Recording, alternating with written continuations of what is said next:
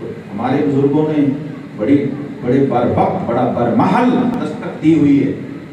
میں بھی وہ دہرانے لگا ہوں کہ سونا جنگل رات اندھیری چائی بدلی کالی ہے، سونے والوں جاگتے رہی ہو چوروں کی رکھوالی ہے.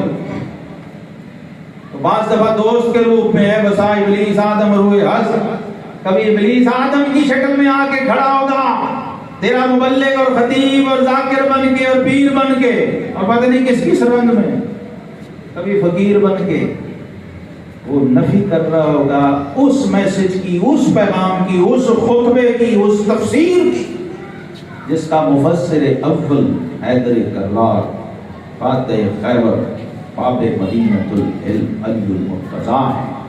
جناب شیر خدا نے اس آیت کی تفسیر میں پتہ کیا کہا ہے؟